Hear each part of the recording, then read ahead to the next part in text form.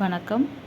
இன்றைக்கி நம்ம வீடியோவில் என்ன பார்க்க போகிறோம்னா காடை மிளகு குழம்பு தான் வந்து பார்க்க போகிறோம். நம்ம சேனலில் பார்த்தீங்கன்னா வெஜ்ஜு, நான்வெஜ்ஜு, ஸ்வீட் ஐட்டம் இதெல்லாம் நிறைய செஞ்சுட்டு வரோம்.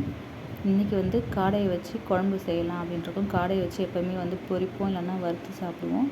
இன்றைக்கி காடை மிளகு குழம்பு. 4 காடை வாங்கிட்டு வந்து நல்லா வந்து சுத்தமாக கழுவி எடுத்துக்கலாம்.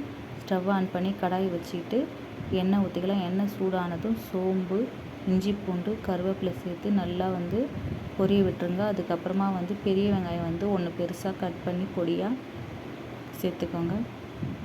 ஒரு தக்காளி கட் பண்ணி சேர்த்துக்கோங்க.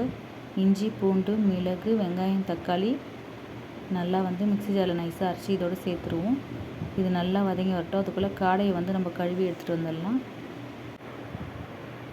காடை வந்து உடம்புக்கு ரொம்ப ரொம்ப நல்லது. காடை வந்து அடிக்கடி வந்து உணவில் சேர்த்துக்கிட்டோன்னா நமக்கு ரொம்ப நல்லது. சளி இருமல்லாம் வராது. வெங்காயம் தக்காளி நல்லா வதங்கிடுச்சு.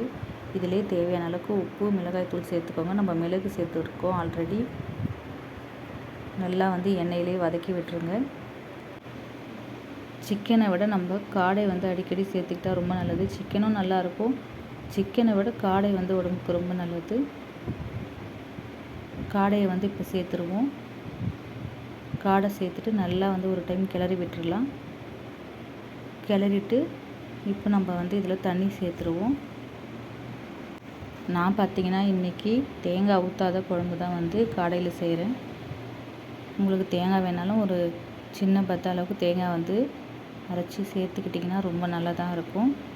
ஆனால் வந்து மிளகுலாம் வந்து அரைச்சி ஊற்றுறதுனால இது நான் இன்றைக்கி தேங்காய் சேர்க்கலை. தேங்காய் சேர்த்தாலும் நல்லாயிருக்கும். உங்களுக்கு எப்படி வேணுமோ நீங்கள் அந்த மாதிரி செஞ்சுக்கலாம். டேஸ்ட்டுக்கு ஏற்ற மாதிரி தண்ணி ஊற்றி தட்டு போட்டு மூடி வச்சிடலாம். காடை பார்த்திங்கன்னா சீக்கிரமாக வெந்துடும். நல்லா கொதித்து ஒரு 15 நிமிஷம் வந்து வேகமாக வந்து ஃப்ளேம் வச்சுக்கலாம். அதுக்கப்புறமா வந்து நல்லா கொதித்து கறி வெந்துருச்சான்னு பாருங்கள். அதுக்கப்புறம் ஸ்டவ்வை ஆஃப் பண்ணிடலாம். நான் வந்து இன்றைக்கி இந்த ஸ்டேஜ்லேயே தண்ணியாகவே வந்து இறக்கிக்கிறேன். காடை மிளகு குழம்பு தயாராகிடுச்சு. நீங்களும் செஞ்சு பாருங்கள்.